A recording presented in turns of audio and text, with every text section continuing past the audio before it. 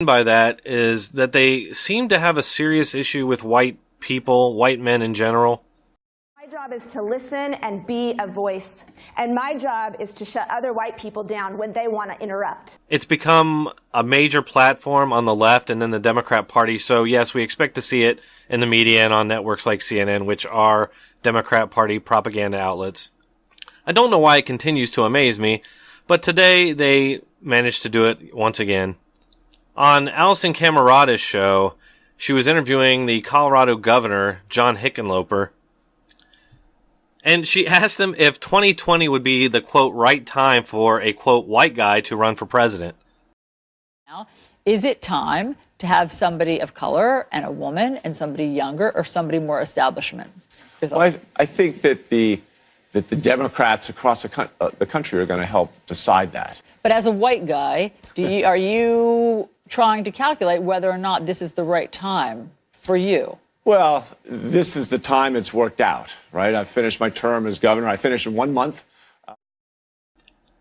See, the way I was raised is that people don't get jobs based on their skin color. You are supposed to be judged on your content and your ability and your character.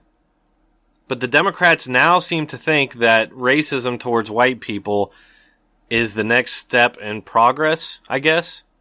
Which I think proves once again that when they talk about diversity, what they really mean is that they just want white people to go away. Even if they are white, which Alison Camerata is, many left-wingers these days just seem to be indoctrinated to hate other white people. And this guy, John Hickenlooper, is just a total soy boy, just totally weak. Alison starts out the interview by asking him how he plans on taking on Trump, since Trump is so energetic and bombastic. And his response is just so milquetoasty and weak. All eyes on him. He certainly can command a rally. He is a big presence in a room. How do you win against that? Oh, you know, it's funny. He's a big presence in the room, but it's all based around a bluster. And really, in a basic way, he's kind of a bully. I mean, you step back and look at him, and, you know, you grow up a skinny kid with thick glasses with a name like Hickenlooper. I grew up dealing with bullies on the playground. And it's not that hard, right? You don't give them the attention. You ignore them.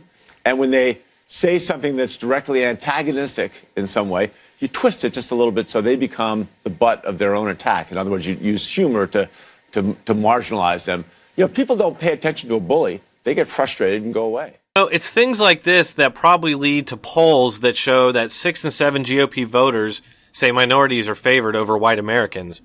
No doubt CNN and the Democrats and the left would spin that as white people are scared of brown people or white people are scared of becoming a minority.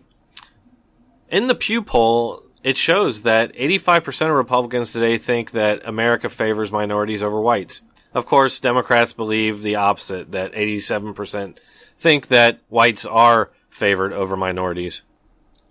And why wouldn't people think that when you have the New York Times doing articles where they complain that white Americans pose, quote, an array of problems? And then on top of that, at CNN you have known racists like Simone Sanders, who famously said in response to a special needs white kid being kidnapped and tortured by a group of black teenagers, "Oh, poor white people." What do you say to the people who dragged a poor white guy out of a car and beat him? Oh, my goodness, poor white people. But I'm going to say something that's probably not very popular. We cannot callously go about classifying things as a hate crime. Motive here matters. So was this for hate of Donald Trump, the president-elect, because of things that he has said, or was this for pure hate of white people? That matters. And then you have CNN commentator Mark Lamont Hill, who's been out there spewing anti-Semitism, which is actually pretty common on the left, but never gets discussed, of course, because the media just sweeps it under the rug. I don't know what the answer is, but I do know that we all have a choice and we can all turn off the TV, and I suggest that everybody do just that. Hey, thanks for watching, folks.